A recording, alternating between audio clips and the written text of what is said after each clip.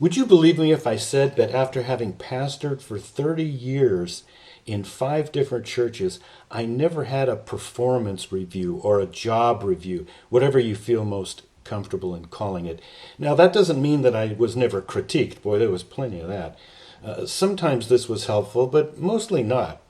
Now, in my coaching practice, it's not unusual for me to hear that the pastor has a yearly performance or job review, although my guess that most don't. What is unusual is for me to learn that those who have them find them helpful. More than not, the experience is hurtful on top of unhelpful. I think the pastoral job or performance review really needs to be reconsidered. Now, let me begin by saying if you don't currently have in your church an annual job review, maybe you need to let that sleeping dog lie. I'm not suggesting that feedback on how you're doing as a pastor isn't important.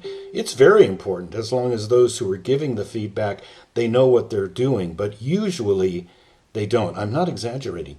Usually they don't. There are 2 essential components of a helpful and positive performance or job review. Number 1, you've got to have the right people doing the review.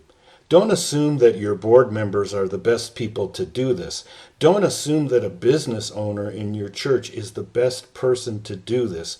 What you're looking for are people who love you and support you and genuinely want you to succeed. Now, this doesn't mean that they're not going to be honest with you, but they'll do that with love and respect. The worst thing that can happen with a job review is for it to be conducted by people who already have conflict with the pastor. These types are not going to be objective.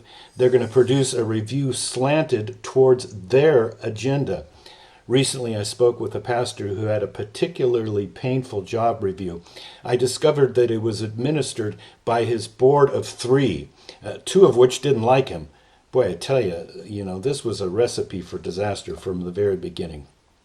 Now, in a perfect world, any performance review would be done by a cross-section of church members, maybe 2 from the board, 2 non-leaders, 2 department heads. In addition to this, I like to see the pastor evaluate themselves using the same criteria the job review team is using. Number 2, the categories for which the pastor will be evaluated, they need to be limited to common and broad areas generally accepted to be the responsibility of the pastor. For example, preaching, leadership recruitment, leadership development, vision casting, people skills. For example, is the pastor warm and approachable or cold and distant? Is the pastor a good listener? Does the pastor demonstrate a love for the people? Another area for evaluation, administrative duties. If you have the wrong people doing the review, there's a good chance they're going to evaluate the pastor in areas that have very little to do with the pastor's job. One pastor was upset after receiving low scores in growing the church, spending time out in the community, keeping office hours and home visitation.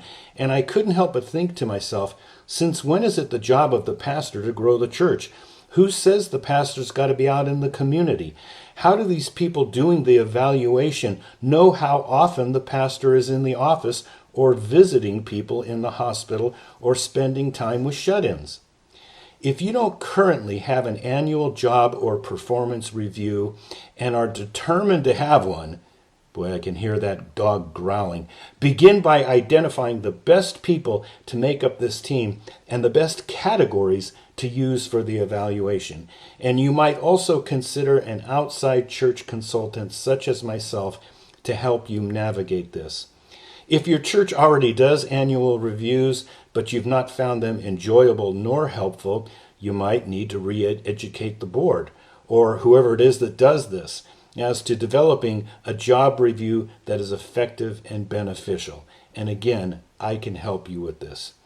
This is Dave Jacobs of Small Church Pastor. Thanks for stopping by to give another listen to Mini Pod with me. No fluff, just good stuff in under 5 minutes. Make sure to hit that subscribe button and the like button, and I will talk to you next week.